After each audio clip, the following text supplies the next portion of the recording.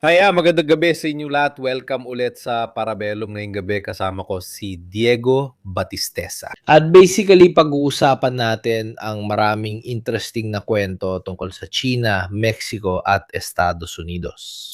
Fentanyl Nation, na syempre ang fentanyl ay naging isang mahalagang usapan na pantripan pa nga ang mga Amerikano ng mga taga-Groenlandia. Gumawa pa tayo ng mga meme tungkol dito, zombie, pero karamihan ay dumadaan sa Mexico. Kaya, dahil ipinangako namin sa inyo, pagkatapos ng live na ginawa natin noong nakaraan tungkol sa geopolitika ng kalakalan ng droga pagdating sa Latin America, narito na kami.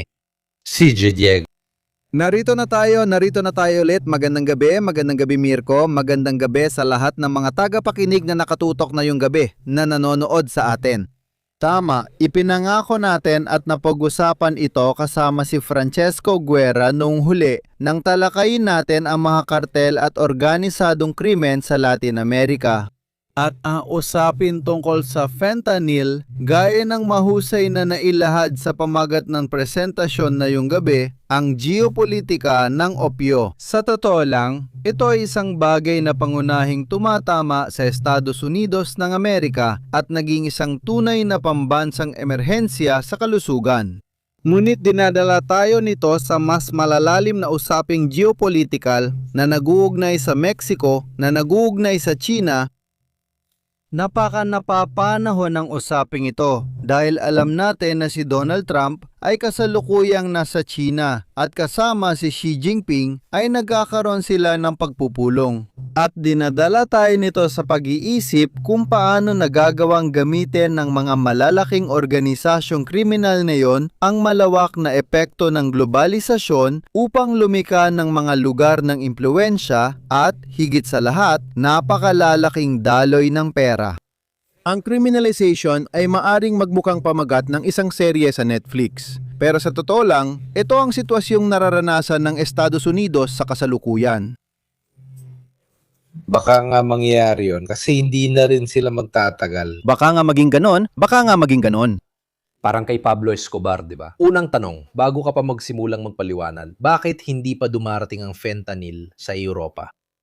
Dahil ba ito sa mga mafia natin na ayaw nila nito? Kasi sa usapin ng pagpapanatili ng kliyente, droga ito na sumisira sa kliyente at hindi mo sila mapapanatili sa pangmatagalan.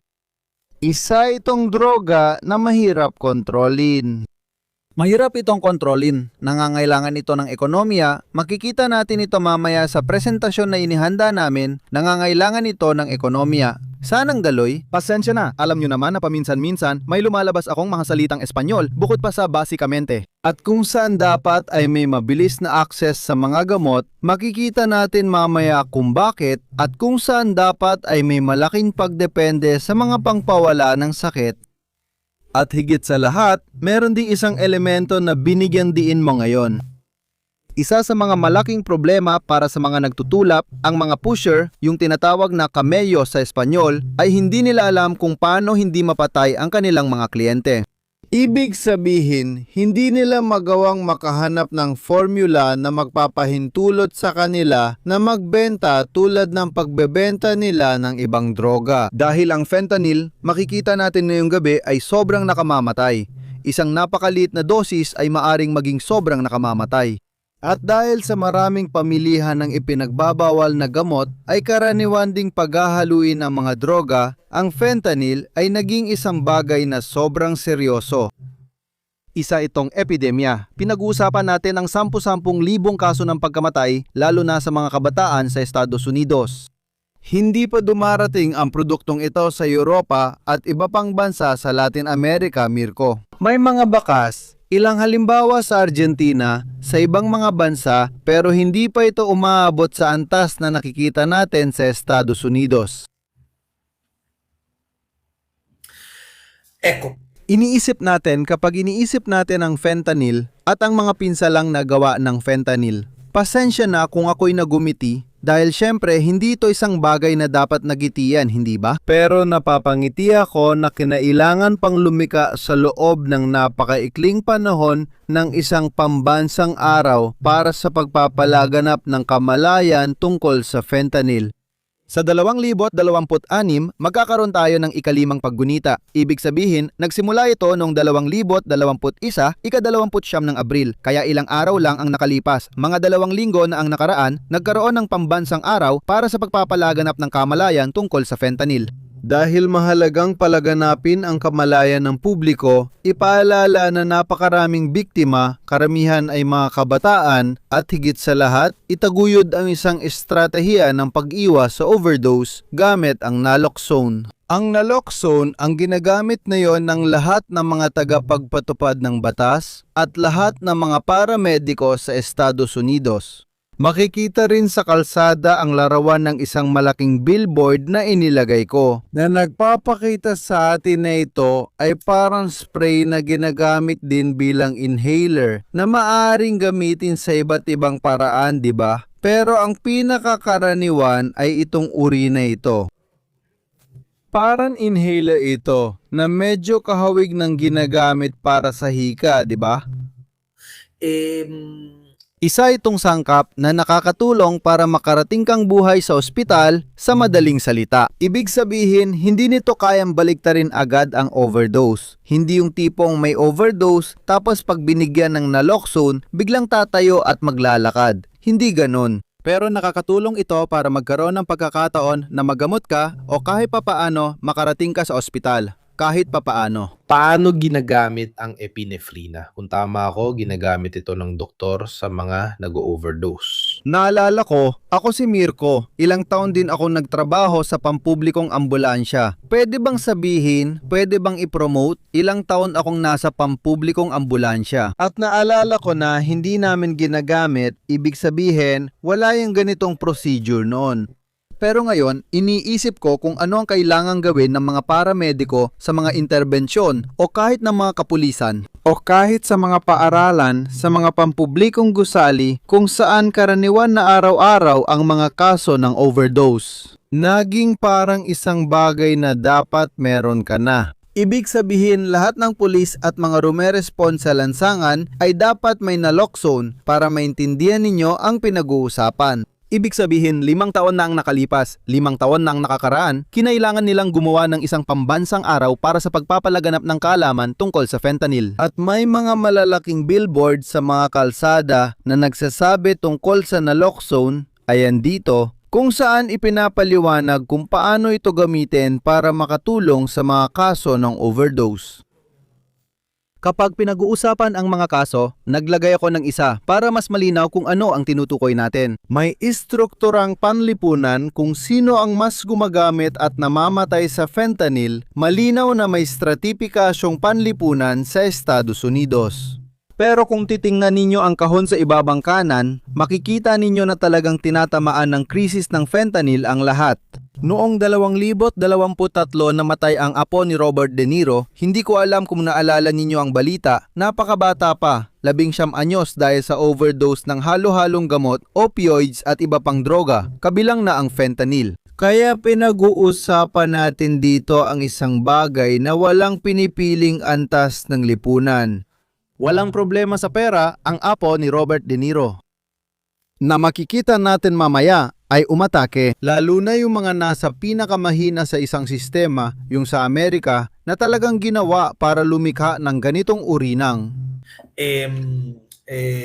istruktura at ganitong uri ng pangangailangan sa loob ng ilang partikular na grupo. Tanong, Magkano ito kumpara sa iba? Kung pinalitan na nito yung dati, ibig sabihin mas madaling ma-access, kaya dapat may kaakibat na gastos para sa pagkakaiba. hindi lang mas madaling ma-access, kundi hinahalo o itinatago rin ito sa ibang mga tableta.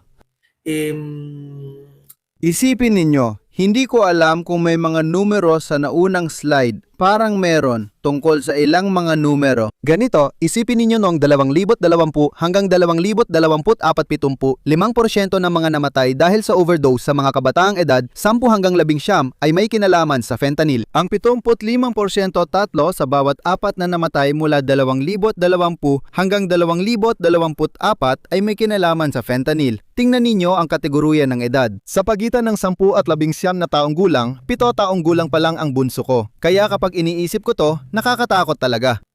At kung pupunta tayo sa susunod, isipin ninyo kung gaano kaliit ang kailangan para magdulot ng nakamamatay na overdose ng fentanyl. 2 migong lang. Mirko, bumabalik tayo sa dati nating usapan. Ang mga tulak, ang mga pusher, hindi nila alam kung paano hindi mapatay ang kanilang mga kliyente para magpatuloy pa rin silang bumili. Sa madaling salita, para magawa nilang maging adik ang mga tao at pagkatapos ay patuloy silang bumili.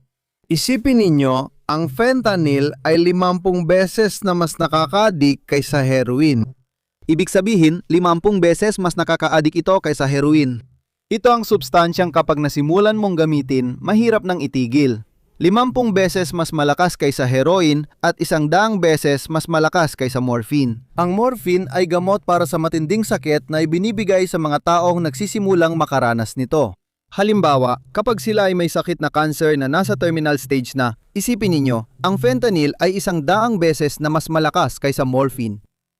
Tinutukoy natin dito ay isang chemical na droga. Isang compound na nilikha sa pamamagitan ng chemical na nagbunsod. Makikita natin mamaya para maging totoong mga kriminal na industriyang chemical ang mga kartel sa Mexico. Dahil nagsimula silang gumawa ng maramihan ng compound na ito. Pero ito ang tanong ko, Diego, kung napakababa ng halaga, may nagsasabi pa nga na 4 euro kada dosis.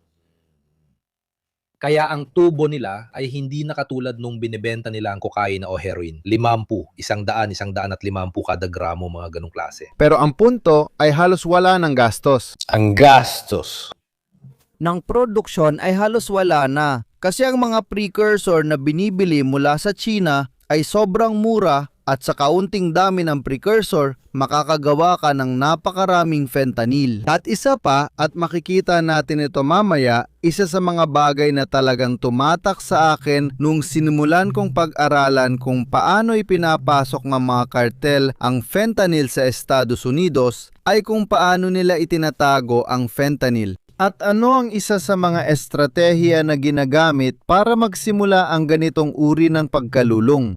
At isipin ninyo ang mga numero, 150 katao bawat araw ang namatay dahil sa fentanyl noong 2023-2024. Ibig sabihin, 150 katao bawat araw ito ang mga taon. Mirko, kung kailan nagsimulang makita ang mga nakakatakot na larawan ng parang mga zombie?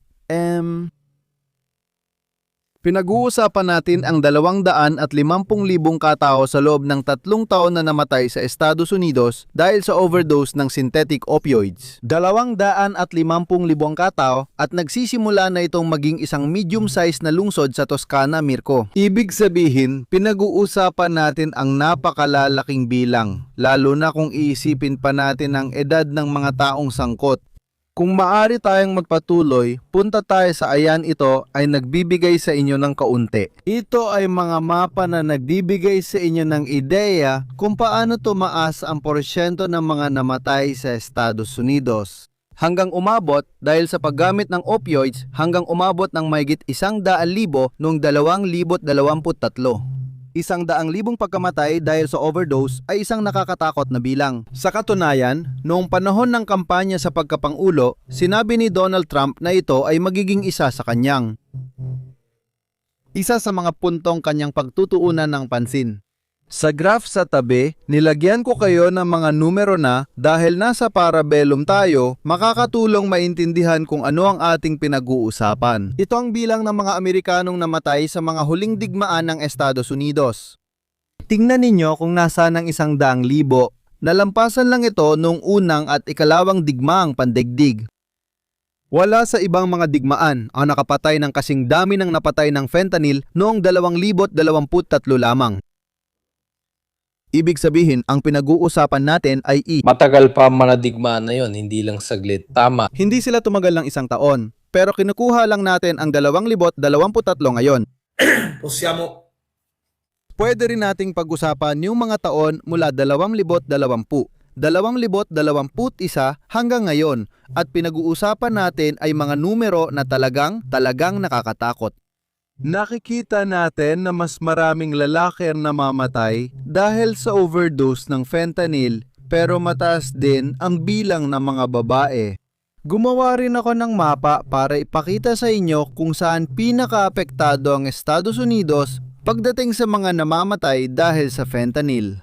At makikita ninyo na may dalawang lugar na tatalakayin natin. Pagkatapos, sa mga susunod na slide na may mga tsak na pangalan para sa mga nakakakilala sa Estados Unidos, siguradong pamilyar sa inyo ang Rust Belt at ang Appalachia. Ito ang mga lugar na nakakaranas ng matinding industrial na depresyon at dating napakalakas nung panahon ng pagmimina at industrialisasyon. Pero ngayon, ito na ang mga lugar na patay na. Kung titingnan mo, interesante na mapansin nito ang mga pinaka-rural na lugar gaya ng Tennessee, Kentucky, Virginia, Louisiana at Bago Mexico. Ang mga lugar na mas industrialisado o sabihin na nating mas kosmopolita ay iyong mas mapusyaw. Oo, tapos meron ding ugnayan sa pagitan ng panlipunang antas at ng etnikulahi na bahagi, pati na rin itong malaking depresyong pang-ekonomiya na pinag-uusapan natin kanina. Ito ay isa pang mapa na nakuha ko mula sa interesanteng payagan na El Orden Mundial na tiyak na magiging malaking tuklas para sa mga marunong o kayang magbasa ng Espanyol.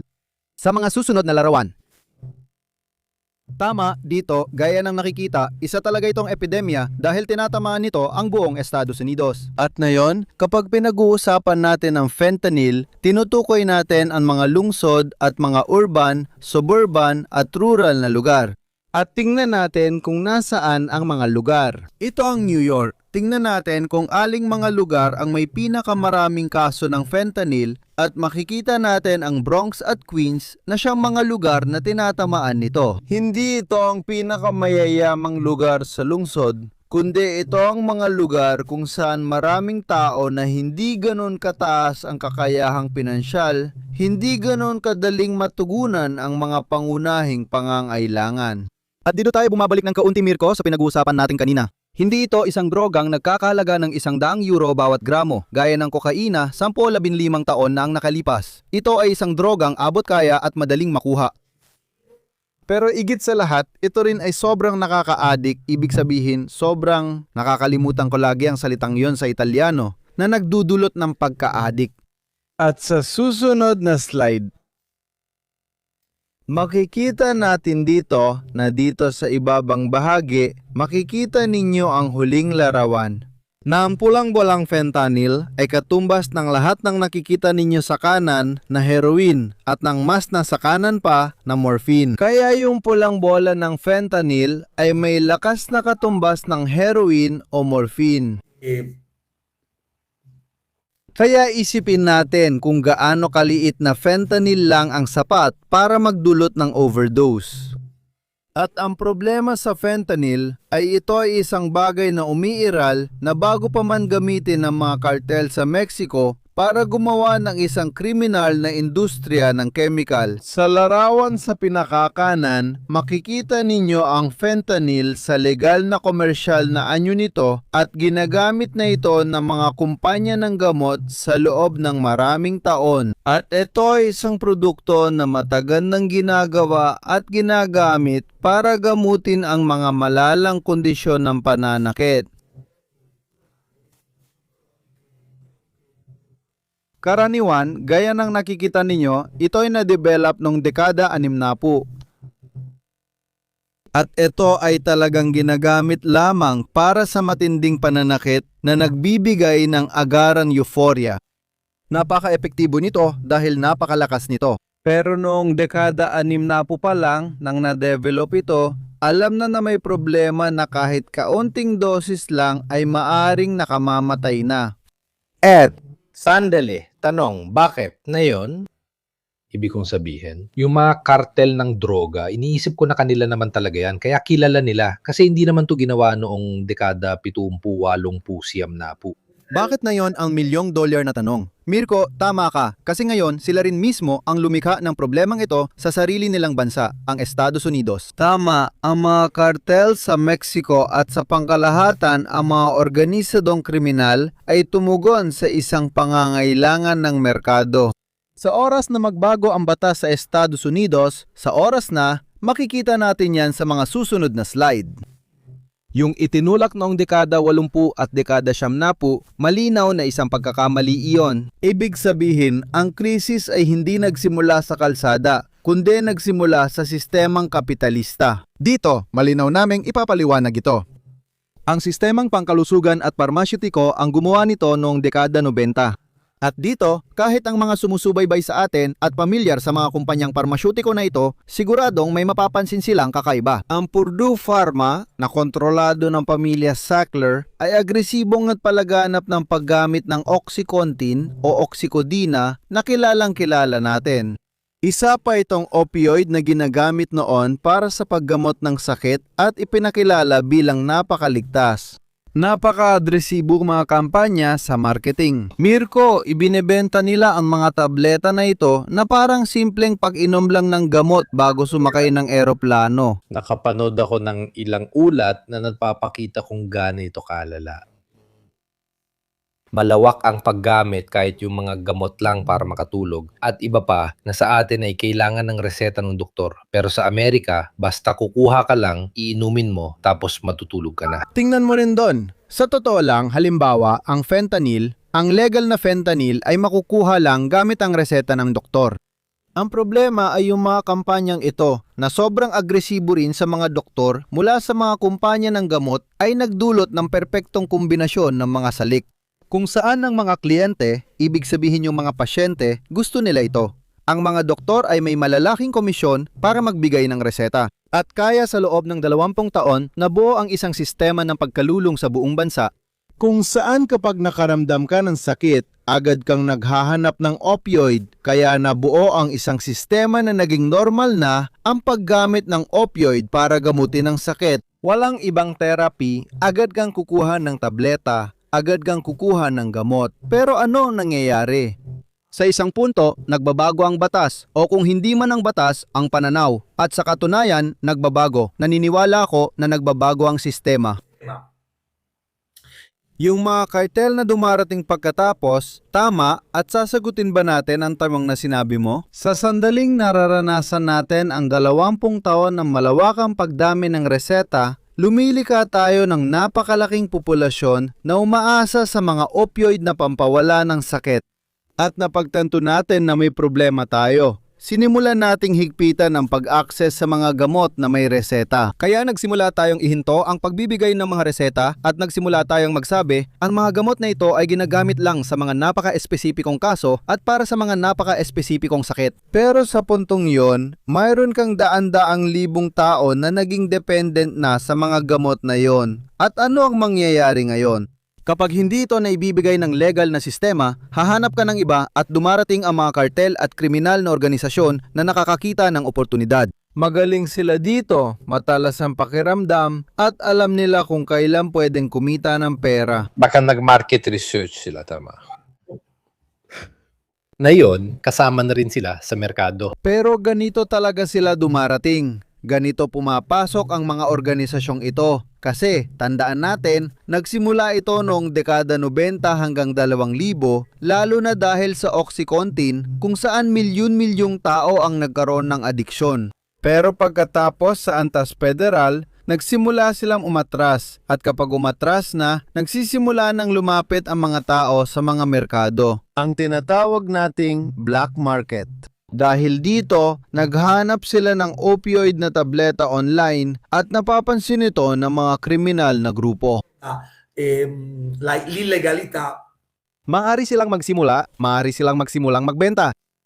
At doon nabubuo ang isang sitwasyon ng malaking hindi pagkakapantay-pantay sa pagitan ng kung ano ang maaring ibenta ng mga kumpanya ng gamot at lalo na ng mga ospital, mga health center o mga botika at kung ano naman ang hinihingi ng mga tao at doon pumapasok ang mga malalaking organisasyong kriminal.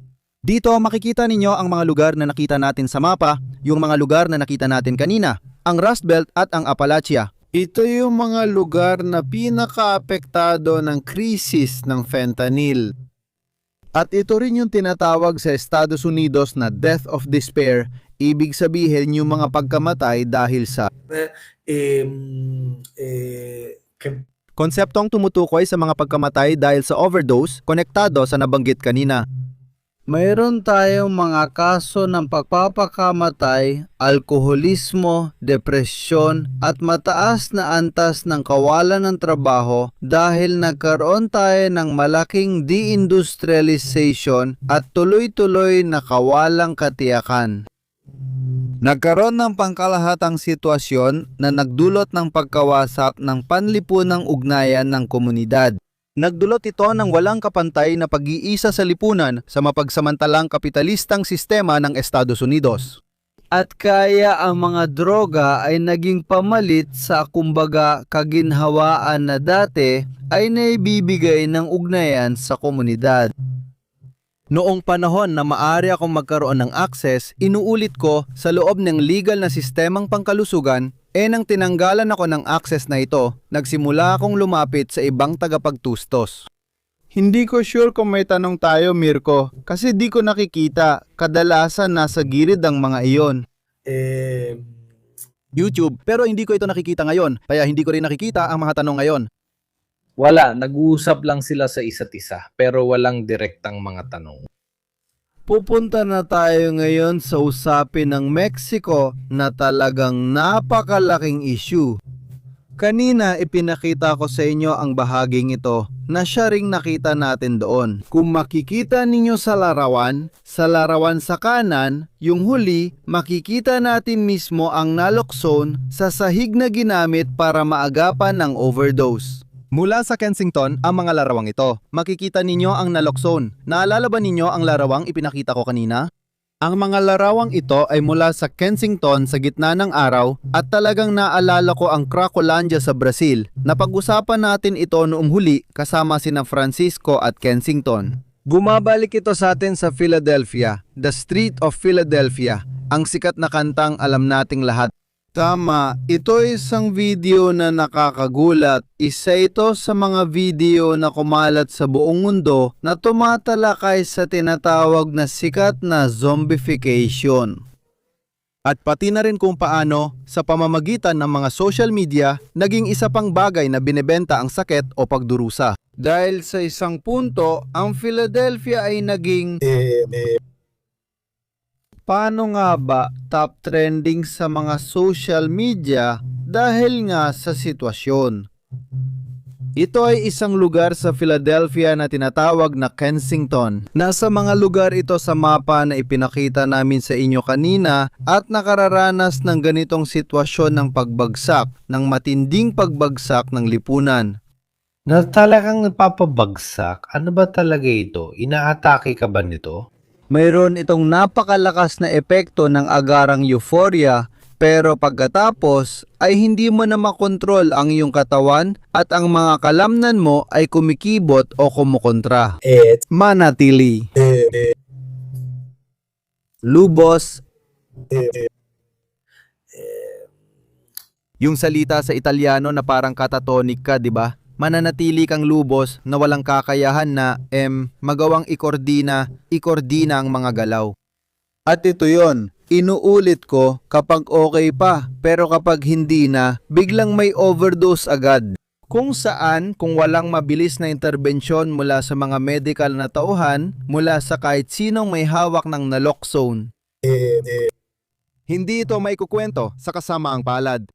at kaya sa harap ng ganitong sitwasyon, isipin ninyo, mapagsamantalang kapitalismo ang mismong lumilika ng sariling problema dahil gawa rin nila ito. Ang problema, ibig sabihin, ginawa nitong milyon-milyong tao na umaasa sa opioid para sa paggamot ng sakit. Pagkatapos, nang mapagtanto nila na ito ay isang bagay na sumisira sa isipan, e fisicamente milioni di mga tao na kahit paano ay mga manggagawa, mga ama, mga ina, mga estudyante. Sinubukan niyang umatras pero hindi niya nagawa o hindi niya naisip, imisip lang. Na kahit paano ay may malaking bahagi pa rin ng populasyon na hindi natutugunan at na naging dependent na talaga sa mga gamot na ito. At dumating na ang mga kartel ng Mexico, mga kartel na kilala na natin ng mabuti. Ang Sinaloa, si Chapo Guzman at pagkatapos ang mga Chapito na mga anak ni Chapo Guzman. At ang kartel ng Jalisco New Generation na isang kartel, mas bago kaugnay sa mga pangyayari noong Pebrero ng taong ito, 2026 sa pagpatay sa kanilang pangunahing leader, si El Mencho. Naalala natin ang operasyon na talagang itinulak ng Estados Unidos dahil nga ang Estados Unidos ay noon pa man mula pa sa panahon ni Biden. Isa sa mga pangunahing puntong idinidiin nila sa Mexico na hindi masyadong napag-uusapan ay hindi lang migrasyon, kundi pati fentanyl. Matinding presyon ang ipinapataw nila sa Mexico para mapigilan ang pagpasok ng fentanyl sa Estados Unidos. Biden, bakit na yun lang kumikilos ang mga politiko at lipunang Amerikano? Malamig ang naging tugon ng Amerika noong panahon ni Biden. Marami pang tanong, gaya ng kung ang mga kartel ba mismo ang gumagawa o kung ang joint venture na ito kasama ang Sina ay dahil dun talaga ginagawa ang karamihan ng gamot. Hindi ito bago, nagtanong na rin ako dati tungkol dito. Hindi naman ganun kahirap gawin ito kung usapang kimika, kaya pati ang laboratorio sa ibaba ko. Pero ayokong i-promote. Hindi. Hindi, para lang ito sa mga malaking tagahanga ng Breaking Bad. Sa paggawa ng mga kristal, kailangan mo talaga ng isang chemist. Pero para dito, mas madali, parang laboratorio lang kaya. Sì. Sì. Kaya ang tanong, hindi. Nagdulot ito ng malaking reaksyon mula sa mga politiko sa Amerika at naging issue sa kampanya. At marahil, hindi ito naging tampok sa banyagang telebisyon dahil mas usap ang geopolitika at internasyonal na relasyon. Pero sa loob ng bansa, lalo na sa mga lokal na kampanya, isa ito sa pinakamalalakas na issue. Bakit ito ang pinag-uusapan ngayon? Di ko maalala ang tawag dito. Tanong, pero ang pinag-uusapan ay ang pagprotekta sa kabataang Amerikano, kaya lalo na ang mga nakababatang henerasyon. Kaya isa sa mga pinakamahalagang elemento sa pinakahuling summit. Ang pinakahuling summit ng Three Amigos, ang Three Amigos ay ang mga summit na ginagawa sa pagitan ng Estados Unidos, Canada at Mexico. Ang pinakahuli na ginawa ni Joe Biden noong panahon na yon ay nandun pa si Trudeau. Sa tatlo, nandoon si Trudeau, nandoon si Biden at nandoon si AMLO. Nagtipon sina Andres Manuel Lopez Obrador sa Mexico at isa sa mga unang inilagay ni Biden sa mesa ay ang fentanyl. Siyempre, alam naman natin na si Biden mismo sa pamilya niya ay nagkaroon ng malalaking problema tungkol sa droga. Hindi, anak niya ang nagkaproblema, malalaking problema sa droga sa Estados Unidos. Mahirap makahanap ng pamilya na hindi dumaan sa ganito, na walang isa o dalawang tao na nagkaroon ng problema. Pati ang mga Kennedy. Mahalagang tanong ito dahil ito ay isang mahalagang bahagi. Sa tingin ko, mahalaga talaga ang slide na ito. Noong nakaraan, pinag-uusapan natin ang ilang partikular na lugar sa Colombia at Abope kung saan ginagawa ang mga tagong taniman pati na rin sa Gubat at Abope. Kung napanood ninyo ang sereng Narcos, nakita ninyo kung paano nila dinudurog ang mga dahon ng coca tapos nirerepina nila at BDP. Lahat ito ginagawa sa Gubat sa mga barong-barong na gawa sa yero. Quindi anche difficili da vedere neanche. Gamit ba ang helicopter o satellite? Dito rin nakasalalay ang panganib. Hindi lang dahil gaya ng sinabi mo 50 beses na mas nakaka-addict, 'di ba? Kaya mas matindi ang pagkakagapos mo sa pagkalulong, mas malakas pa, mas mabilis kaysa sa iba. Pero ang punto dito ay mula sa agrikultural na kalakalan ng droga na nangangailangan pa rin ng mga espasyo, mas mahirap itago. Maraming proseso, pati para sa mga naglilinis, patungo sa industrial na paggawa sa basement. Pagkatapos, kaya mo nang gumawa ng kahit gaano karaming fentanyl. Oo, kahit saan pwedeng may mga lihim na laboratorio. Maliwanag ang paliwanag mo, Mirko. Ibig sabihin, pinag-uusapan natin ang mas madaling logistics, mas mababang gastos, at napakasimpleng produksyon. Tapos, makikita rin natin kung paano ito ginagawa. At saka, para sa mga kartel ng Mexico na nagtatanong, saan nga ba nanggagaling ang koneksyon na ito sa China? Hindi, kasi kailangan nilang maglaban ng pera at kaya sa pamamagitan ng malalaking network ng mafia ng China na dagawa nilang maglaban ng pera. Habang ginagawa nila ito, pinapapasok nila ang mga precursor. Tingnan ninyo sa itaas na kaliwa. May gastos, pero ang gastos para gumawa ng tableta na may fentanyl ay napakaliit at maaari nila itong ibenta sa napakataas na presyo. Isipin ninyo kung gaano karaming tableta ang maaari nilang ipasok sa Estados Unidos sa isang merkado na, inuulit ko, araw-araw na gumagamit ng mga tabletang ito. Ibig sabihin, pinag-uusapan natin ang mga produktong araw-araw na kinokonsumo. At higit pa sa isa, hindi lang isa ang iniinom nila. Kaya dito makikita ninyo ang buong proseso, ang paikot na sistema. Ang ideya ay mula China, ipapadala ang tinatawag na mga precursor, ibig sabihin, mga produktong kailangan para mapagana ito. Sa pamamagitan ng mga ito, doon nililikha ang fentanyl. Tapos na. Sa Latino-Amerikano ng kaibigang Francesco Guerra, nakakita ako ng isang artikulo na talaga namang tumatalakay sa koneksyong ito. Sa mahalagang koneksyong ito sa China sa katunayan. Donald Trump, Mirko, gawin nating pahapyaw pati sa kasalukuyang pangyayari. Nasa China siya ngayon at nakikipag-usap kay Xi Jinping tungkol sa maraming bagay. Nasa mesa ang usapin tungkol sa Iran kung saan humingi ng tulong si Trump sa China. Nasa mesa rin ang usapin tungkol sa mga parusa at taripa at nariyan din ang usapin tungkol sa Taiwan. Napakalinaw ni Xi Jinping tungkol sa mga pulang linya ng China pagdating sa Taiwan. At isa ito sa mga bagay na tiyak na ipagpapatuloy ni Trump, isa sa mga laban na ipaglalaban pa rin niya na sinimula ni Biden noong kanyang panunungkulan.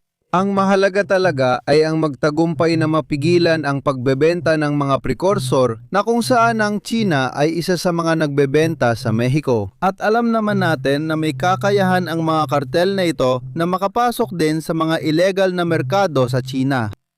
Unang isipin natin na legal na nabibili ang mga precursor na ito. Gaano kalawak ang pagkalat nito? Kasi malinaw na sa Amerika, pero may iba pa bang mga lugar na nagsusulputan?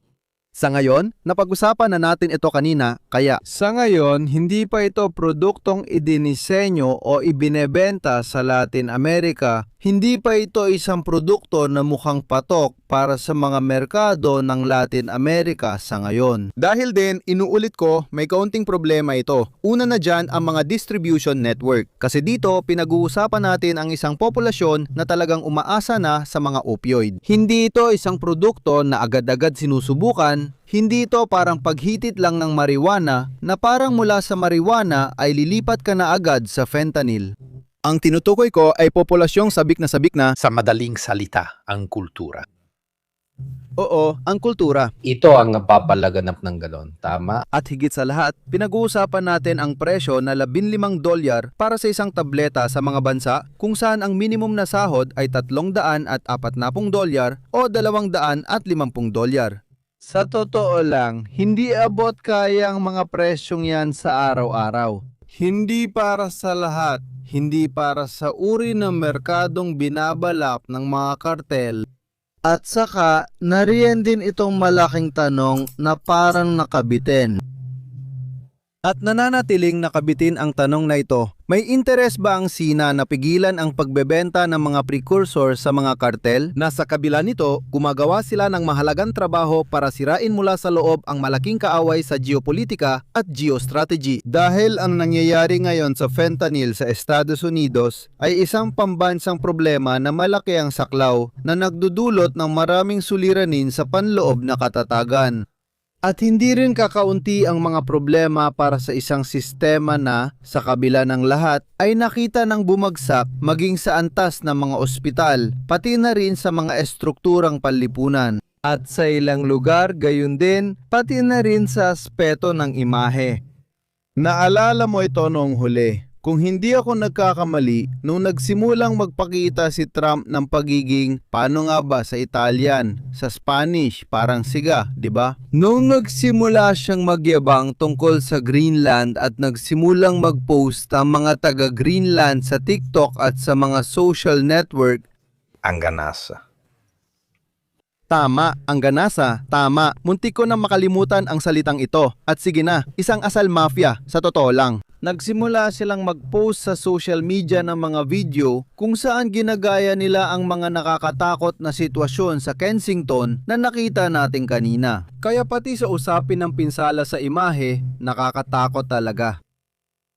Ngayon, inuulit ko, sa China kailangan nating isaalang-alang ang mga tanong na ito. May ilang mga tanong na interesante. Gusto ko lang sabihin, isipin ninyo sa China, legal na nabibili ang mga precursor at hindi na kailangan ng kartel bumili nito ng iligal. Pero kahit na gustuhin ng China na ipagbawal ang mga ito, tiyak na makakahanap pa rin ng paraan ang mga kartel dahil malakas ang koneksyon nila sa mga sindikato ng money laundering para makuha ang mga precursor na ito. Hindi ibig sabihin na kapag sinabi ni Xi Jinping na ititigil ang bentahan ng precursor, agad matatapos ang problema sa loob ng 2 araw. Gaano kaangkop ang paghahambing sa pagitan ng krisis ng fentanyl, ang mga digmaan ng opyo noong 1800, at syempre, ang tanong kung sangkot ba ang triad? Sige, Winter Night, nagawa mo. Hindi ko alam ang tunay mong pangalan. Tatawagin kitang Winter Night kasi yun ang nakita kong pangalan. Nagawa mo ang isang perpektong paghahambing. Ito ang opyo ng ika-21 siglo para sa Estados Unidos, ang fentanyl. At talagang itinuturing ito sa ganitong antas. Sa katunayan, sinusubukan nilang gumawa ng mga hakbang na nasa ganong antas. Ang triad ay kasangkot dito. Dito ko nami-miss si Francesco. Siya kasi ang pinakamagaling pagdating sa mga direktang koneksyon. Sa palagay ko, oo. Mahirap isipin na sa isang kalakalan na ganito kalaki, sa ganitong antas at sa ganitong halaga ng pera ay hindi sila kasali. Pero hindi kita mabibigyan ng mas tiyak na impormasyon tungkol dito dahil huhulaan ko lang at opinyon lang yon. At ayokong manghula o magbigay ng opinyon. Mas gusto kong magsalita tungkol sa mga bagay na may datos ako. Kung makakita ako ng mga dokumento o makahanap ng mga mapagkukunan na sa tingin ko ay lehitimo, kapanipaniwala, ipapasa ko kay Mirko para maibahagi niya kung kinakailangan. Hindi. Interesante ito kasi nung nakaraan, ang East Indies ang nagbukas ng kalakalan ng opyo sa China na nandulot ng malalaking patayan, kaguluhan at mga digmaan. Dito ang mga kartel ang pumunta sa China para sa kanilang kapakinabangan o hinanap sila ng mga iyon. Sa pagkakaalam natin, inuulit ko mula sa aking pananaw. Mula sa pananaw ng mga kartel ng Mexico, ang mga triad ng China, kaya mga mafia ng China, sabihin na nating mga mafia, ang mga mafia ng China na alam nating may pandigdigang presensya na umaabot sa Hilagang Amerika, Europa at Asia. Konektado sila sa human trafficking, pagpupuslit ng armas at kalakalan ng droga. Kaya masasabi nating sila ang humahawak halos sa lahat ng malalaking internasyonal na illegal na kalakalan. May mahalagang papel sila sa isang bagay na napakahalaga ngayon para sa mga kartel ng Mexico at yon ay ang money laundering. Kaya doon nagkakaroon ng pangunahing punto ng pagtatagpo. Sa oras na kailangan ng mga kartel ng Mexico ng malaking suporta para sa money laundering, tiyak na nakikipag-ugnayan sila sa mga organisasyong mafia ng Chino. Nasa kabilang banda, sila ang maaring maging malaking katuwang na kailangan ng mga kartel na ito para makakuha ng napakalaking dami ng mga precursor na chemical. Dahil pinag-uusapan natin ang napakalaking dami ng mga precursor na kailangan para sa mga ganitong kalaking produksyon ng fentanyl. Isipin ninyo na ang mga kita na nalilikas sa Latin America ay inililipat sa pamamagitan ng mga network na ito sa pagitan ng Asia at maging sa Estados Unidos kung saan ang mga triad ay may napakahalagang presensya. Dahil ang layunin ay laging panatilihin ang mga ito, maari itong maging dolyar gaya ng ginagawa ng ating kilalang mga kartel sa Colombia na umabot pa sa pagtatago ng pera sa ilalim ng lupa. Sige, bago tayo magpatuloy, kailangan ko munang pasalamatan ang sponsor natin na yun na syempre ay Incogni. Iniisip ko na tulad ko, araw-araw din kayong nakakatanggap ng spam email mula sa mga serbisyong di nyo maalala kung ginamit o nirehistro nyo. Nagbibigay sila ng promo, diskwento at iba pa. Kung naguguluhan kayo kung paano nila nakuha ang email o numero nyo, tandaan nyo na tuwing nagre-rehistro kayo sa isang serbisyo at ito ay libre, ibig sabihin kayo ang produkto.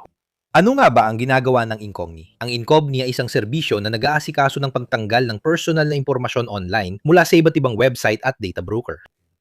Ang layunin nito ay bawasan ang dami ng impormasyong nakakalat sa internet. Nakakatulong ito hindi lang para maiwasan ang pagbebenta ng datos para sa marketing, kundi pati mabawasan ng spam, hindi ka nais-nais na tawag, at panganib na magamit ang impormasyong ito sa masasamang gawain. Mas kaunting datos online ay nangangahulugan ng mas maliit na posibilidad ng pagpo-profile at pati na rin ng pagbawas ng panganib ng mga targeted na atake gaya ng phishing o yung mga tangkang kunin ang inyong mga datos. Hindi tulad ng iba, si Incogni ay hindi muling ibinebenta ang inyong datos. Maliit lang ang bayad. Sobrang liit pa nga, lalo na kung gagamitin ninyo ang aking discount code dahil makakakuha kayo ng 60% na diskwento. Ako mismo ang gumagamit nito para sa numero ng telepono at pati na rin sa mga email at masasabi kong gumagana talaga ito. Halos wala na ako natatanggap na istorbo, halos wala na talagang tumatawag sa akin. Kaya tandaan ninyo, kung hindi nila kayo mahanap, hindi nila kayo kayang istorbohin. Kaya ang Incogni ang solusyon sa inyong mga problema at sa mga problema ko rin. Makikita ang link sa chat, description at nakapin na komento. Suportahan ninyo ang channel at mababawasan ang mga nakakainis na alok at istorbo. At sinasabi ko ito ng personal dahil ang email ko para sa channel na sinubukan kong panatiling malinis. Ginamit ko na kasi ang email ng channel para magrehistro. Hindi na rin sa Temu o kung ano-ano pa. Buwan-buwan, laging may bagong spam sa email ko at di ko alam saan nila nakuha ang email ng channel. Tinanggal ko ang mga yon gamit ang Incogni. Hindi lang basta mag-unsubscribe, i-block mo rin at gawin ang mga bagay na yon. Hindi na ulit ako nakakatanggap ng mga iyon. Ayos, parang ang ganda niyan. Kumbaga, nabenta mo na talaga sa akin. Kasi pati ako, palading may dumarating na mga email sa akin. I-block mo na, pero may dumarating pa ring ibang email. Sinasabi ko rin yan sa mga kaibigan ko. Halimbawa, may isang tao na nagtatrabaho sa bodega ng bahay ko na pinaayos ko. Siya mismo ang nag-install. Pati asawa niya ang gusto rin magpa-install. Kasi marami talagang gusto nang mawala ang mga tawag na ganyan. Habang nagtatrabaho ka, bigla kang matatawadan. Iba talaga kapag ako ang nagtatrabaho sa computer at iba rin kapag may ginagawang mano-manong trabaho tapos kailangan pang itigil para sagutin ang nakakainis na tawag sa telepono. At sa tingin ko, dapat kunin ni Incogni ang definition ko. Gaano kahalaga ang oras nyo? Kasi sa huli, ito ang magpapadali at makakatipid ng oras nyo. Subukan mong ibenta sa kanya, mukhang okay naman. Kaya gagamitin ko na rin ang definition na yan kasi ilalagay ko rin dyan sa Spanish yung patalastas ko. Tama, gaano nga ba kahalaga ang oras natin? Alam nyo, pati ako at si Mirko na yung gabi ay nag-aalok kami ng oras, nag-aalok kami ng kaalaman. Hinihiling ko sa inyo kung kaya nyo at gusto nyo na i-follow ako sa Instagram. Mamaya ilalagay ni Mirko sa chat. Sa Instagram channel ko, nagbabahagi ako tungkol sa Latin America, mga gawain ko bilang professor sa Madrid, mamamahayag at eksperto sa internasyonal na kooperasyon. Kaya kung gusto nyo, bilang kapalit ng oras na inilalaan namin na ginagamit namin para ihanda ito. Kung gusto nyo akong i-follow ay matutuwa ako at maaari pa nating ipagpatuloy ang mga usapan sa mga channel ko. Ngayon, balik tayo ng kuunti sa produksyon. Dito ay isa ito sa mga mahahalagang sandali ng pagbabago, Mirko. Dahil lumipat tayo mula sa mga organisasyong kriminal tulad ng Jalisco Nueva Generación, Kartel ng Sinaloa, na kilala bilang mga organisasyong kriminal ng narcotrafficking, patungo sa mga tunay na industriyang chemical na kriminal. Ibig sabihin, nagawa nating mapalawak ang organisasyong kriminal. Na yun, dahil gaya ng sinabi mo, sapat na ang ilang sangkap kahit anong pwedeng gamitin na espasyo at higit sa lahat, mga espesipikong operasyon mula sa mga otoridad. Kung gibayin nila ang isang laboratorio, makakagawa ako ng 10 pa sa maikling panahon. Kaya para sa mga kartel, ito ang isa sa mga talagang mahalagang elemento. Isa sa malalaking daluyang nagpapapasok di far arrivare ng pera, isang agos ng salapi. Dahil may desentralisasyon, parang sa Ukraine na may daan-daang laboratorio na gumagawa ng mga drone, kaya mahirap silang tamaan o pigilan ng produksyon. Dito, maaari rin nilang i-decentralize. Kung dati sinusubukan mong ilagay lahat ng taniman sa isang lugar, dahil kailangan mo itong iproseso, i-centralize at iba pa, sobrang abala nun. Kasi kung meron kang, halimbawa, isang taniman ng coca sa isang lugar, tapos may isa pa sa 50 kilometro ang layo, kailangan mo pang dalhin ang mga gamit at iba pa. Dito, pwede kang magkaroon ng maraming maliliit na laboratorio na pwede ring iwanan. Ibig sabihin, kung mahuli nila ang isa, wala kang pakialam kasi wala namang mawawala sa'yo. Tama, pwede ring iwanan. Dati kasi, pati ang chain of command para sa malalaking taniman at lahat ng yan, kailangan talagang mapagkakatiwalaan ang mga tao. Kasi kapag nabisto ang chain, pwedeng masira at masunog ang napakalalaking taniman. Isipin natin nung nagsimula ang lahat sa malalaking kartel na unang nagnegosyo sa marijuana, hindi pa sa okaina. Pero ngayon, So, ang mga kartel ay nagsimulang gumamit ng isang estratehiya na para sa akin, ilalagay ko itong salitang ito, nakakatakot. Hindi ko alam kung makikita sa susunod na slide, pero nilagay ko dito ang produksyon na pinag-uusapan natin kanina. Kailangan natin itong ilagay bilang babala. Mirko, huwag niyo itong gawin sa bahay. Huwag ninyong gawin ito sa bahay. Dito ginagawa ito ng mga eksperto. Tama, huwag itong gawin sa bahay. Alala. Dito ipinakita namin na talagang kaunting-kaunti lang ang kailangan. Kaya ang paggawa ng 25 gramo ng fentanyl ay nagkakahalaga ng humigit kumulang 810,000 at $800 at ito ay katumbas ng hanggang 800,000 dolyar ng halaga ng tableta sa black market. Ibig sabihin, napapansin natin. Nagkamali ako ng suot. Nang dami ng pera na kayang kitain ng mga kartel mula sa fentanyl. Kaya binahan ng mga kartel ang Estados Unidos ng fentanyl dahil napakalaki ng perang maaari nilang kitain mula sa synthetic na drogang ito. Nagkaproblema sila dahil sobra ang nagagawa mo. Kaya ang tanong mo ngayon, kanino mo ito ibebenta? Eksakto, at higit sa lahat, konektado rin ang problemang ito sa pinag-uusapan natin kanina. Mas kaunti ang kliyente ko kaysa sa kaya kong gawin. At higit sa lahat, kailangan kong mag-ingat dahil nakamamatay ito. Kaya kung hindi ko ito maibebenta ng maayos at kung hindi ko masisigurong magagamit ito ng tama, mauubos ang mga kliyente.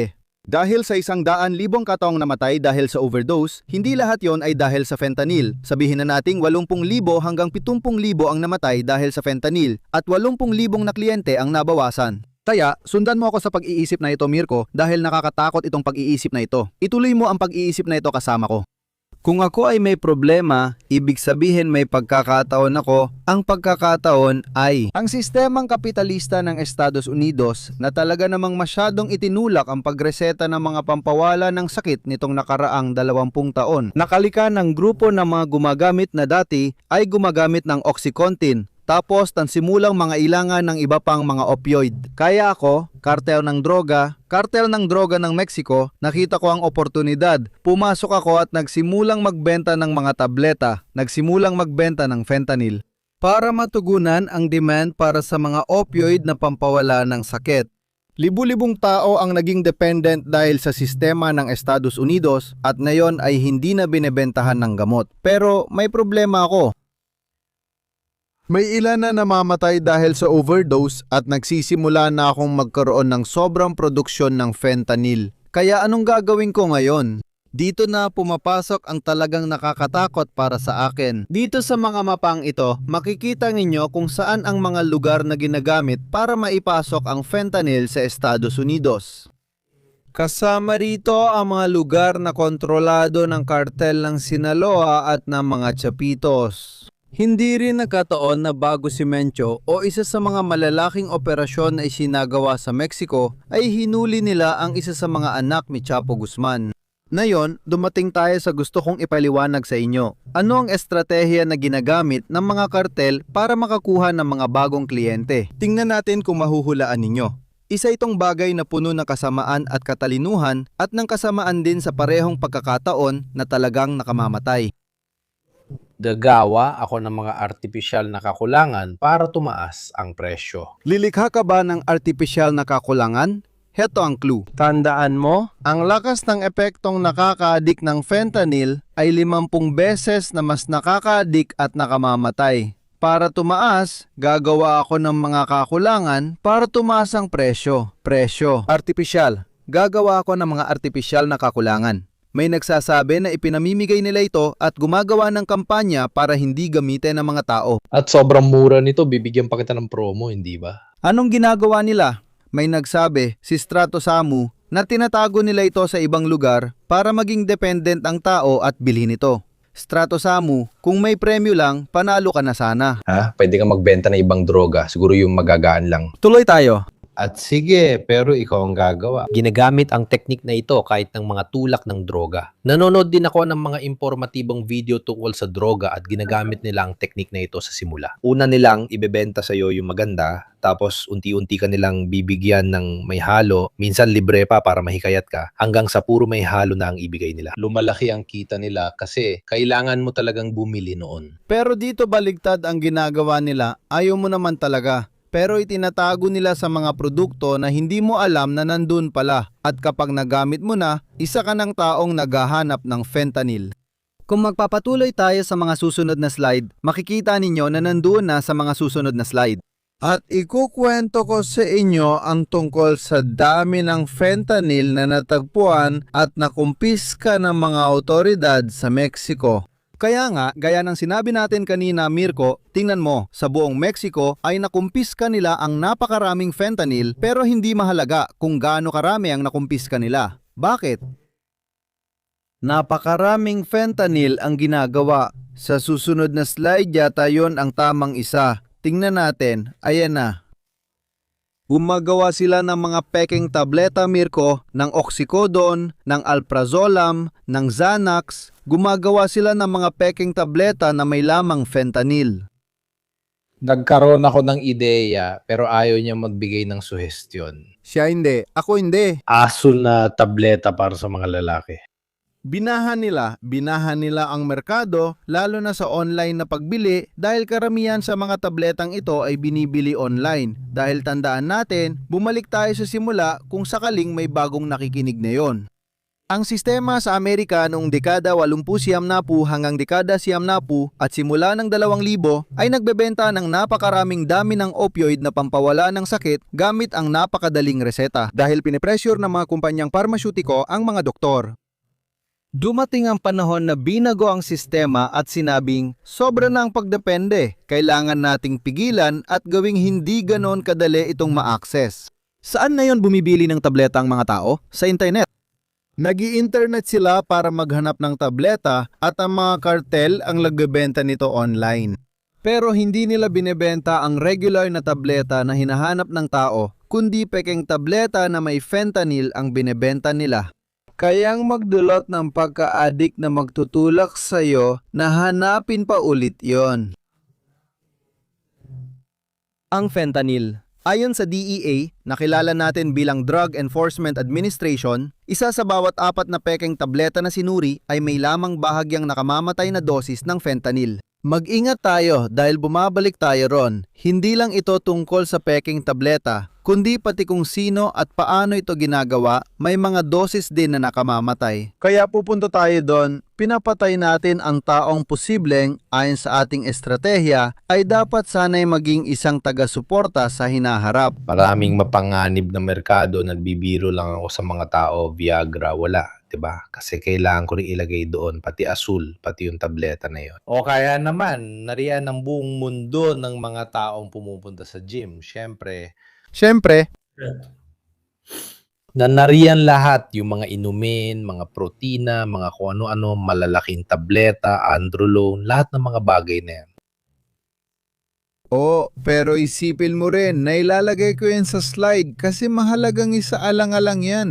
Itong mga gamot na to na madalas hinahanap din sa internet, kadalasan hinahanap ng mga kabataan kasi ginagamit din para gamutin ang anxiety, depression, lahat ng mga sitwasyon na alam nating talagang laganap, lalo na sa henerasyon Z. Kaya yung mga ipinanganak. Ang mga Amerikano ang may pinakamalaking paggamit sa mundo ng mga gamot na nirereseta ng mga psychologist. Diyan mismo. Kaya nandoon nagtatagpo ang iba't ibang mga elementong talagang nakakasira sa lipunan. Talagang nakakasira mula sa pananaw ng lipunan. Pero napaka-interesante para sa estratehiya ng mga organisasyong kriminal, ulitin natin na naging totoong mga industriyang chemical at kriminal. Dahil napakabata ng mga manonood ko at madalas silang naghahanap online ng mga tableta nang hindi man lang sinasabi sa mga magulang nila. Dahil may kakayahan silang bumili at ibinebenta ko sa kanila ang mga tableta na kalaunan ay gagawin silang mga gumagamit ng fentanyl.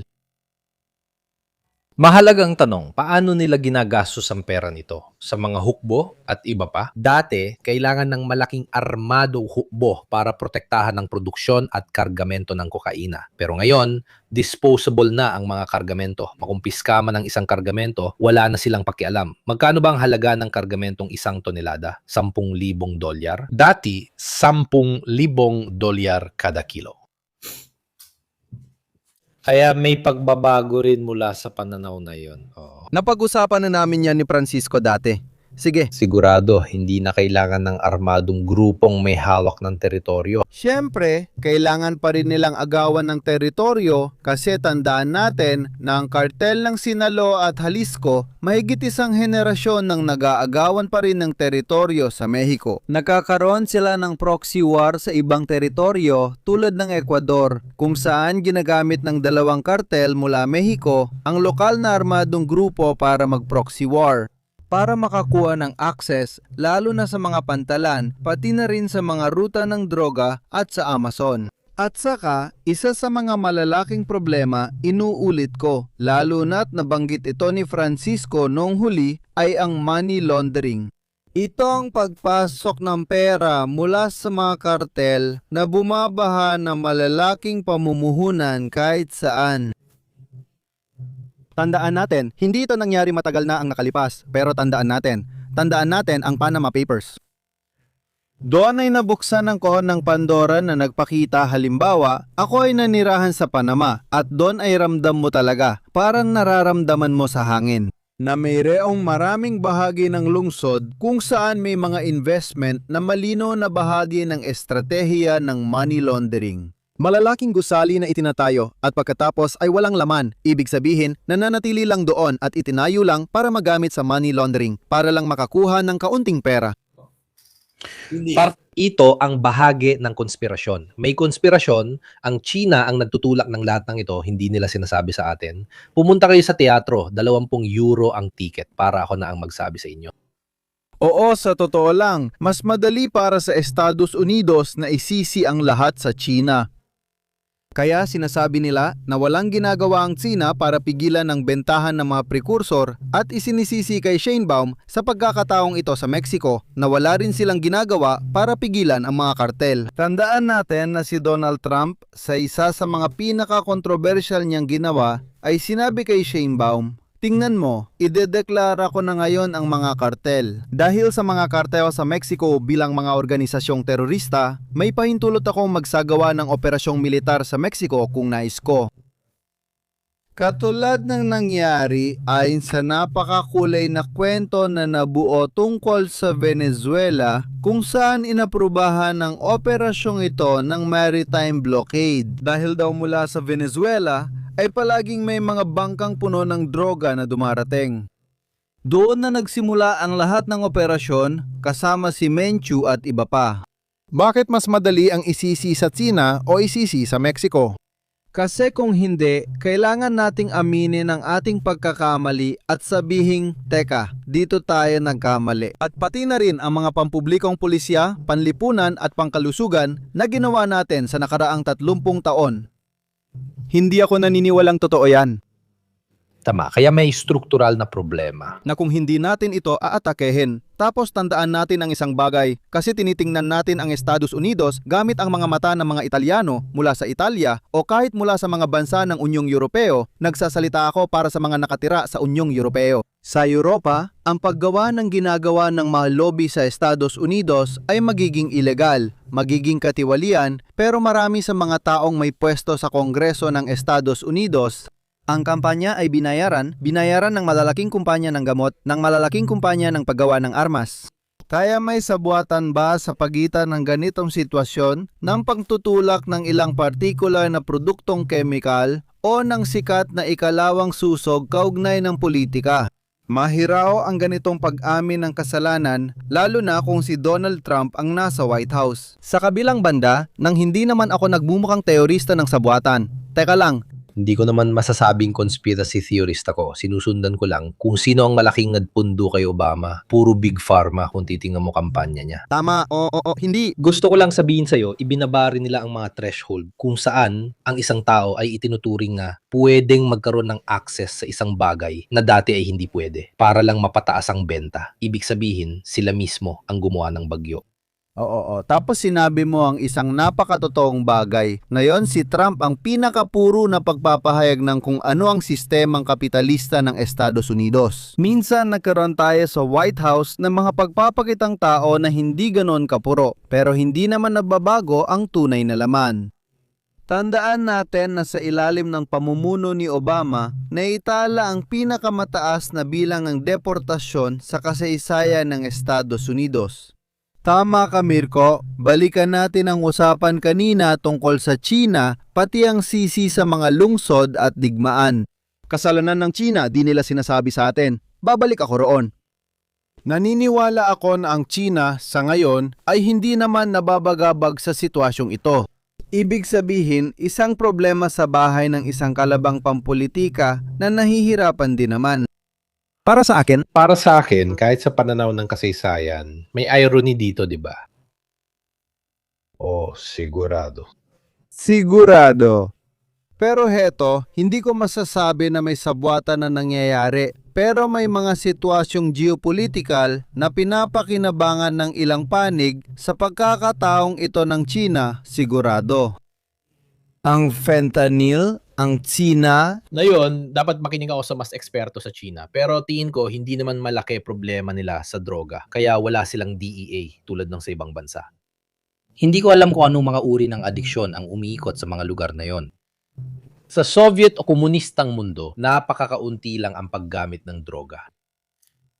Oo, kasi may malawak na kontrol sa lipunan sa China, kaya napakahirap talaga. Ibig sabihin, kung makakita ka ng isang tao na nagsisimula ng mapunta sa kalagayan ng mga tao sa Kensington, sa Philadelphia, ibig sabihin, iniisip ko na ang operasyon na isinasagawa para hanapin ang sanhi ng ganong sitwasyon ay epektibo at napakabilis. Kaya mas masinsin at mas maingat ang kontrol ng lipunan. At siyempre, si Donald Trump na nasanay na tayo sa mga napakakakaibang bagay mula sa kanya. Ginawa niya ang kilalang fentanyl app na layunin sanang maging isang partikular na kautusan para pigilan ang fentanyl. Pero sa totoo lang, sabihin na natin, sa madaling sabi, lahat ng batas na yon ay nandoon na. Umiiral na nun pa. Kaya itong Fentanyl Act na ginawa ni Donald Trump ay naging, sabihin na natin, isang simbolikong hakbang lang para sa media, para sa publiko, para ipakita na talagang tutok siya sa issue, di ba? Isa ito sa mga bagay na laging binabalik ni Donald Trump kapag pabor sa kanya. Kasi isa pa rin itong sugat na bukas, ibig sabihin, isang issue na buhay pa rin hanggang ngayon. Bumaba ang mga numero, kailangan nating maging tapat. Bumaba ang bilang ng mga namatay, hindi ang paggamit ng fentanyl. Bumaba ang bilang ng mga namatay sa overdose dahil sa malawakang paggamit ng naloxone, ngunit hindi nabawasan ang paggamit ng fentanyl. Kaya doon din, kailangan nating basahin ang mga numero ng may matinding pag-iingat. Dito, sabi nila, ako daw ang pangatlo o pang-apat. Kontang, Sinasabi nila sa akin naloxone, hindi naxolone. Meloxon. Mas madali sabihin ang naxolone. Pero hindi. Pero may isang bagay akong hindi nasabi sa inyo, aaminin ko, hindi ito alam ng marami. Ako ay dysgraphiko. Kaya hindi dyslexico, kundi dysgraphiko. Kapag nagsusulat ako, isinusulat ko kung anong pumapasok sa isip ko. Kahit minsan hindi sila. Pagkatapos, nananatili sila sa akin. Isolato mo, potabile. At sa huli, nananatili sila rito, lalo na ngayon sa Italyano, na bihira na akong magsulat sa Italyano, kaya mahirap ko na itong maalala. Naloxone, hindi Naxolone. Naloxone. Maraming salamat. Kaya si Donald Trump ay parang bandila na inilalabas niya paminsan-minsan. Pero kung hindi niya ito madalas marinig dahil hindi niya ito pwedeng ilabas palagi dahil isa itong bukas na sugat. Ibig sabihin, ito ay isang bagay na palaging pwedeng ipamukas sa kanya na hindi niya nagawang bigyan ng mahalagang solusyon ang problemang ito. At inuulit ko, ito ay tungkol sa mga bagong henerasyon ng mga Amerikano. Tandaan ninyo ang sinabi natin kanina, 10 hanggang 19 na taon, 10 hanggang 19 na taon. Paano nakakarating sa iyo ang mga 10 taong gulang? Heto, Ito siguro ang kwentong sinasabi sa amin nung elementarya. Huwag kukuha ng candy sa hindi kilala. Meron pang alamat nun, nung ako'y nasa high school, na may mga tao raw na namimigay ng mga sticker ng panini. Alam mo yun, yung mga dinidilaan mo para idikit sa album. At ilalagyan doon nila ng droga sa likod. Hindi ko pa naranasan yan. Naririnig ko lang. Pero wala pa ako nakitang totoong kaso ng sticker na may droga sa likod. Kumalat lang ang kwento niyan, dekada 90. Paano nila inaakit ang mga batang may edad na 10, 12, 13? 14 na taong gulang. Sa tingin ko, may kinalaman din yan sa mga mas nakatatandang kabataan na pwedeng magbigay sa kanila ng mga tableta na yan. At pagkatapos, babalik tayo doon. Lahat ay accessible online. Kaya pinag-uusapan natin ang isang bansa na talagang walang regulasyon kung saan pwede mong gawin ang lahat at kahit ano. Kung saan napakadali ng pag-access, kung saan madali ring kumuha ng impormasyon, kung saan at paano ito bilhin. Kung saan ang fentanyl, bukod pa rito ay pumapasok na marahil hindi pa natin nabanggit ng sapat sa isang sistema ng napakalaking paggamit ng droga, paggamit ng gamot at paggamit ng antidepressants. Ibig mong sabihin, Mirko, ilang beses mo nang nasabi, sa bansang ito normal na ang ganito araw-araw. Kumonsumo ng tiyak na dami ng gamot at tiyak na uri ng gamot na sa ibang mga bansa ay itinuturing ng mga gamot na halos pang ospital lang. Ibinibigay lang namin yan sa ospital kapag naka-admit ka. Kung hindi, hindi mo makukuha kahit sa labas. Mahalaga ring isalang-alang ng fentanyl ay maaaring magkaroon ng iba't ibang anyo. Ipinakita natin ang tableta, pero maaari rin itong gawing pulbos. Sa madaling salita, maaari itong magkaroon ng mga anyo na mas mahirap makilala kahit para sa mga gumagamit nito. May mga tanong mula sa eksperto. Mura ang crocodile pero hindi ito nagkaroon ng epekto tulad ng fentanyl sa Amerika? Bakit kaya? Dito, based lang sa aking palagay, naniniwala ako na ang pressure na nilika ng mga organisasyong kriminal sa kasong ito ang Jalisco, Bagong Henerasyon at Sinaloa ay naging mahalaga. Katulad ng usapan sa Zempic, hindi lang ito ang gamot, pero dumating ito sa tamang oras, may maayos na anunsyo at nauha ang merkado. Sa kasong ito, dumating ang fentanyl. Usapan tungkol sa pagkakaroon ng mga sangkap. Tama. Isang usapan ng pagkakaroon at pamumuhunan. Para sa mga kartel, ito ay naging isang pamumuhunan. Sinimulan nilang itulak ito na posisyon na ito. Matagal na itong kilala sa US at ginagamit na simula pa dekada 60. Alam na ng mga tao na ito ay pampawalan ng sakit at maaari nilang gamitin. Pero maaring hindi nila alam ang malalalang side effect nito na delikado sa buhay at ang matinding posibilidad ng pagka-addict. May fentanyl ito, 50 beses mas malakas kaysa heroin. Alam natin ang epekto ng heroin. Sir Jose, gusto kong mag-imbita ng isang doktor para ipaliwanag sa akin kung ano magiging epekto nito. Kasi nagpapasigla ito at iba pa. Nagbibigay ito ng matinding euphoria. Baka naman may doktor tayo nakikinig. Baka may doktor o kahit sino na nakikinig sa atin na mas may alam sa medisina kaysa sa akin. Hindi ikaw ang tinutukoy ko, pero oo, kumpara sa kaalaman ko.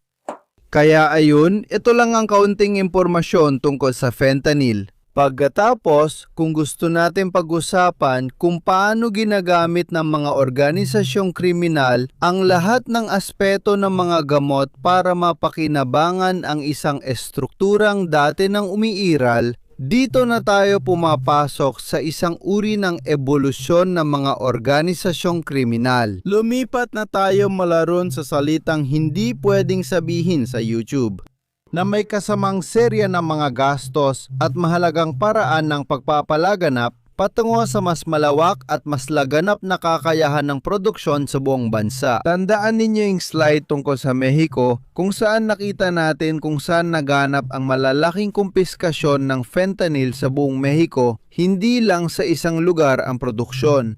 At mula doon, nagagawa nilang mag-export dahil napakalaki ng posibilidad na ma-export ang mga tableta, maliliit, napakaliit pa nga, napakalaki ng oportunidad. Pwede silang itago kahit saan o hindi rin naman kailangan itago, yun ang punto, kung iisipin mo. Ang mga tableta na pinepeke ay mga tableta na pwede ring ibenta ng legal sa Estados Unidos.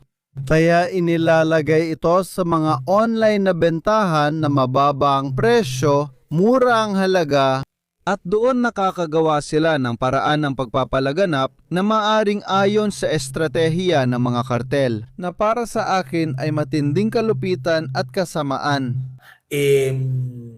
na napapataas nila ang bilang ng mga posibleng kliyente sa oras na bumibili ka ng isang tableta ng Xanax at ang natanggap mo ay isang tableta na sa totoo lang ay naglalaman pala ng dosis ng fentanyl.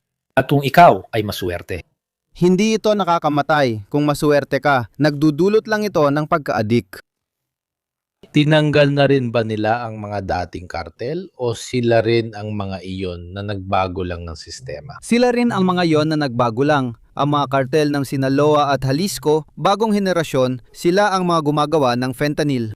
Wala, kung pag-uusapan ng pagbabago ng operasyon, sa pagkakalam ko, wala akong alam na pagbabago ng produksyon, halimbawa sa Colombia, ng fentanyl. Quindi abbiamo Baka nagsasaliksik din sila kasi kung papasok pa sila, kulang na talaga ang tao. Hindi, kasi may mga estruktura na ginawa based sa particular na kakayahan sa pagbebenta. Gaya nga ng sinabi mo, mga market research at iba pa. Na tandaan din na hindi tumigil ang kartel ng Jalisco, bagong henerasyon o Sinaloa sa iba pa nilang kriminal na operasyon. Tuloy pa rin nilang ginagawa ang pagpupuslit ng armas, pagpupuslit ng tao at pagsasamantala sa prostitusyon. Mayroon ding mga kidnapping, pero meron din silang iba't ibang legal na estratiya. Pero dahil din doon, hawak nilang merkado sa Europa, di ba? Tama, may iba pa silang mga merkado. Dumarating na rin ang fentanyl sa Canada, isa pang malakas na merkado na may malaking kakayahan bumili, at magsisimula na rin ang World Cup sa loob ng ilang araw. At kapag may isang sporting event na kasing laki ng World Cup, namumukadkad ang mga kriminal na organisasyon dahil maraming tao ang dumarating at maraming pera ang umiikot. Para paghati-hatian, hinahanap ng mga taong ito ang kasiyahan, at sa loob ng salitang kasiyahan, depende kung sino ang kausap mo at kung sino ang nakikinig, maaring pumasok ang iba't ibang kahulugan ng kasiyahan. Kaya't haharap tayo sa panahong magiging napakahirap na mga susunod na buwan sa aspetong ito. Interesante ito dahil ganito rin ang ginawa ng Monsanto. Ang Monsanto ay gumagawa ng mga binhing ito, hindi ko maalala, ng mais na genetically modified. At sinusubukan nilang bilhin lahat ng mga lupa sa Monsanto. Sapat na naibenta nilang mga binhi sa may-ari ng katabing bukid. Dahil kapag may ilang binhi ng trigo na napunta sa kabilang bukid, hindi na magagamit ng kabilang bukid iyon. Halos magparami ulit. Kasi ano ba ang sikreto?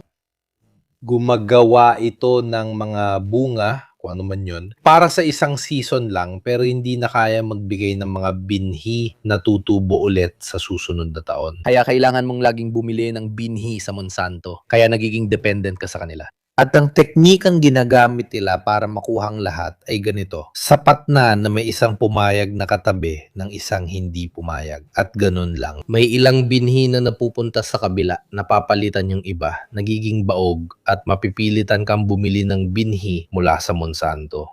Parang mga agresibong teknik sa marketing ang ginagawa nila. Katulad ng ginagawa nila ngayon, kumbaga kapitalistang paraan laban sa sarili nila. Oo, kasi kailangan mo pa ring humanap ng mas maraming kliyente pero higit sa lahat, kailangan mo ring mapataas ang kakayahan ng mga kliyente na tiisin o tanggapin yung ibinebenta mo ngayon. Eh, Para lumipat naman tayo sa Europa, gusto ko ring ipaalam sa inyo kasi baka may nagtatanong din, di ba? Pero Diego, paano naman sa Italia at Europa? Dumating na rin ito. May mga ulat ng presensya ng fentanyl sa Espanya, sa Alemanya, sa itim na merkado, lalo na sa Espanya. Simula pa noong 2011, 2020, pero ang mga numero ay ang bilang ng mga namamatay na kaugnay sa paggamit ng opioid sa Espanya, sa Alemanya, at sa iba pang mga bansa ng European Union. Napakaliit ng mga bilang, isang tao pa lang ay sobra na. Pero napakaliit ng mga bilang kumpara sa malawakang trahedya na pinag-uusapan natin sa Estados Unidos at sa mga numerong dumarating. Ang mga kasong naitala sa Europa, sa karamihan ng pagkakataon, ay may kinalaman sa mga precursor at fentanyl na nagmumula sa India at Sina. Sa pamamagitan ng mga package na ipinapadala, mga package na dumarating talaga.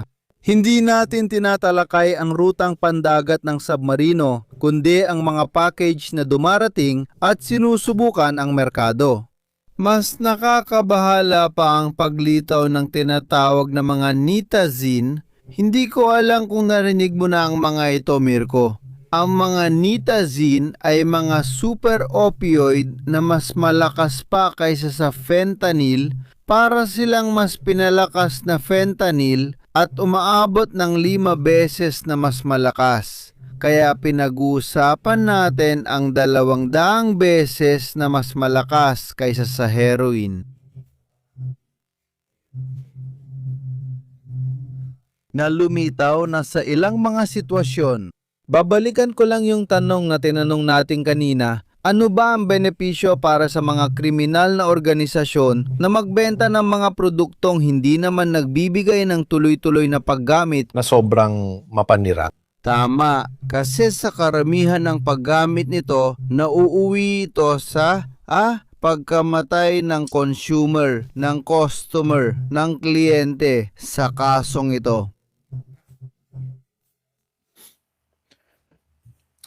Huling tanong, hindi, may huling tanong bago tayo magtapos na sa tingin ko ay mahalaga. Sa lahat ng kaguluhang ito noon at ngayon, bakit kaya hindi kailanman nagawang kontrolin ng Estado ng Mexico ang sitwasyon? Mga problema sa korupsyon, binabayaran nila lahat, pulis at iba pa, kaya hindi talaga nagawang kontrolin ng Mexico ang sarili nilang teritoryo. Siguro dong maraming makakaugnay na sanhi rito. Alam natin na idineklara ng Mexico ang digmaan laban sa illegal na kalakalan ng droga noong 2007. Talagang nagdeklara sila ng panloob na digmaan laban sa illegal na kalakalan ng droga noong 2007. Ngayon, ang pagpasok ng droga sa loob ng mga pampublikong institusyon, sa loob ng mga pulis, at sa mismong sistema ng bansa ay napakalaki. At tulad ng nangyayari sa ibang mga estado, meron din. May mga lugar talaga na kontrolado ng mga kartel na nakalika ng mga totoong parang sariling estado. At kaya tama-tama, gaya ng sinabi sa atin ni Winter Knight pagkatapos ng pagpatay kay Mencio. Tingnan nyo o hanapin ang mga video ng pagkakahuli kay Sia Pito. Sobrang grabe ang mga nangyari pagkatapos nun. Kasi bukod sa may mga armas sila, siguro ipinakita na natin ito nung huli. Yung mga armas na meron sila nun. Questi cartelli Mga kartel sa Mexico, bukod sa mga armas na ito, may kakayahan din silang mabilis na tumugon at magmobilisa sa kanilang lugar, na nagbibigay daan sa kanila na higitan ang pulisya sa lakas, presensya at tinde ng pag-atake. Ang pulisya. Kaya madalas ang tanging makakalaban sa mga kartel na ito ay ang militar. Ang pulisya mismo ay wala talagang magawa at sa maraming pagkakataon dahil alam nilang wala silang magawa, nakikipagtulungan na lang sila. Nakita ko na ito. At marami. Mga bansa sa Latin America tulad ng Ecuador, Colombia, Panama at minsan pati Brazil. Minsan lahat. Nung nakatira ako malapit sa hangganan, naranasan kong makita, hindi ko nababanggitin ngayon ang bansa. Naranasan kong makita ang isang maliit na kampo ng hukbo sa pagkakataong ito ng hukbo kung saan may mga 25 katao at ang pinakabatang opisyal ay hindi pa umaabot ng 30 taong gulang. At sa harap ng opisyal na ito, nagkokontrabando sila ng gasolina, nagkokontrabando ng kung ano-ano. Sa tapat ng kampo, dahil nandun ang linyang naghihiwalay sa hangganan at hindi mo maintindihan kung paano ito posible. At saka mo lang maiintindihan na sa gubat sa tapat, mayroong batalyon ng 400 armadong lalaki na nakaistasyon doon, na bahagi ng isang grupong nakikipagdigma. Ngayon naman ay Colombia na nagsasabing magkunwari na lang na walang nangyayari para maayos tayong lahat. Gawin nyo lang ang trabaho nyo dito, kunin ang $400 kada buwan at manatiling kalmado, hayaan nyo kaming gawin ang aming trabaho. Kaya inuulit ko. Isang sitwasyon na maraming dahilan kung saan malamang ay hindi talaga nagkaroon ng tunay na political will at higit sa lahat. Ano ba ang itinataguyod ng mga kartel na ito sa maraming teritoryo? Isang pantawid buhay ito para sa maraming tao. Magbibigay ako ng halimbawa na magbabalik sa atin sa Colombia at Ecuador. Ang hilagang hangganan ng Ecuador ay katabi. Ibig sabihin ay hangganan ito ng maraming lugar na mahirap puntahan na hindi madaling marating. Sa Colombia, Saan ginagawa at saan itinatanim ang mga halaman ng coca para pagkatapos ay gawin ng puting substansya na alam natin. maraming tao na nakatira sa Ecuador at dahil nakatira sila sa mga lugar na ito ay wala silang pagkakataon na makakuha ng mga trabaho may magandang kita. Pumupunta sila sa trabaho sa pamamagitan ng pagtawid sa ilog kaya sumasakay sila sa bangka 5 minuto lang sa mga bukirin sa kabila ng hangganan. Ang raspasin, ibig sabihin, siya ang nagtatanim ng halaman ng coca pagkatapos ay tinatanggal niya ang mga dahon at dinadala ang mga ito. At doon dinadala, pagkatapos doon ito pinoproseso para makagawa ng ibang sangkap.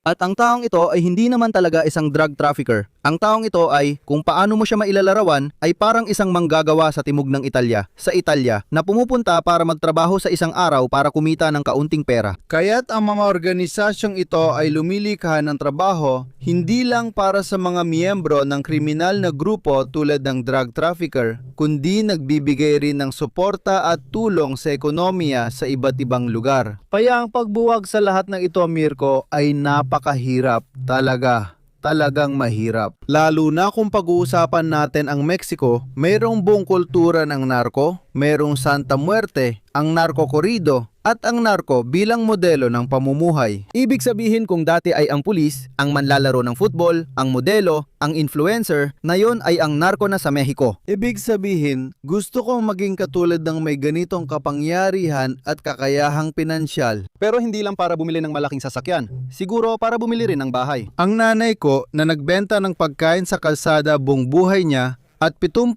taong gulang na patuloy pa ring nagtatrabaho. At ako naman, kung makakapasok ako sa mundong ito, baka mabigyan ko siya ng disenteng bahay na matitirhan at mapatigil ko na siya sa pagtatrabaho. Ibig sabihin, kailangan din nating bigyan ng halaga ang sarili natin. Ito talaga yung mito ng pelikula, gaya ng Gomorra, Ang Padrino, Escobar, o kung ano pa, napanood nyo na, Sicario, di ba? Oh, yun nga ang punto. Hindi mo talaga pwedeng gawing simpleng mabuti laban sa masama at basta na lang buwagin. Mga grupo ng narkotrapiko. Isang tanong talaga, panghuli. Kasi para sa akin, mahalaga talaga ito. Gusto ko rin sanang itanong sa'yo. Ito yon. Bakit kaya hindi na lang magkasundo ang Mexico at Estados Unidos at hayaan silang makialam? Pero una, alam naman natin na ang Estados Unidos, hindi sila kailanman nakikialam ng libre. Kaya kahit paano, alam mo kung saan magsisimula ang pakikialam ng Estados Unidos, pero di mo alam kung saan matatapos. Kaya doon, mahalagang maintindihan kung anong pakikialam ang gusto nila. At saka ang Mexico, inuulit ko, ay isang komplikadong bansa kung saan maraming interes ang nakataya at kung saan ang kakayahan ni Presidente Sheinbaum na gumawa ng mga desisyon. Pero hindi yun ang isa. Personal ko lang itong opinyon, hindi naman ito ganoon katindi. Hindi siya ang nagdedesisyon. Si Sheinbaum ay nakipagpulong kay Trump. Tanda ng press conference ni Sheinbaum matapos ang pagpatay noong Pebrero sa Mexico. Mukhang sobrang nagulat siya, naniniwala akong hindi siya ang nagutos. At hindi niya alam na nung araw na yon ay isasagawa ang operasyon laban sa Mexico. Kaya dahil sa mga naging bunga, ayan, sa tingin ko ito ang sagot. Tapos, may kinalaman din sa tanong ang mga naging bunga ng isang operasyong militar, Winter Night Zoo sa Mexico. Maaring magsara sila ng kabanata pero pwede rin silang magbukas ng bagong libro, ibang kwento. Ano na ang mangyayari ngayon na patay na si Mencio? Hindi porket patay na si Mencio, wala na ang kartel Jalisco New Generation. Nag-aagawan na ang mga tenjente niya kung sino ang susunod na Mencio. Habang nagtutunggali para sa susunod na Mencio, ang Sinaloa ay nakikipagdigmaan sa mga tenjente niya upang malaman kung anong teritoryo ang makukuha nila. Kaya tuwing tinatamaan mo ang isang bahagi ng mga organisasyong ito, lumilikha ka ng domino effect na mahirap kontrolin. Kaya hindi ito ang mga operasyon na kayang tuluyang alisin ang ugat ng kalakalan ng droga, kailangan ng malalawak at pangmatagalang mga operasyong istruktural. Ito rin ang ideya ng 2007 nang inilunsad nila ang Bigmaan kontra Droga na nagresulta sa mga kinalabasan na nakita natin. Sige po mga Ginoo, lubos akong nagpapasalamat kay Diego at lubos din akong nagpapasalamat sa lahat ng sumubaybay sa atin. Inaanyayahan ko kayong muli sa linggo kung saan pag-uusapan natin ang artificial intelligence at makikita rin natin ang malalaking balita tungkol sa app na ginawa natin na malapit ng ilabas. Kaya pag-uusapan natin ang mga bagay na talagang interesante at malamang ay pag-uusapan din natin ng kaunti ang tungkol sa client distributibo. Tungkol naman sa load ng paggamit ng artificial intelligence, isa pa itong bagay na pinagtatrabahuan namin. Kaya maraming laman. Sasama ka ba? Nagpapasalamat ako sa inyong lahat at lubos akong nagpapasalamat kay Diego. Buti na lang at wala tayo sa gulo ng fentanyl dahil wala tayong ganong kultura o pinagmulan na lumikha ng ganoong kalagayan. Kaya sa ngayon, nakaligtas tayo. Salamat sa inyong lahat. Ikinagagalak ko hanggang sa muli. Paalam.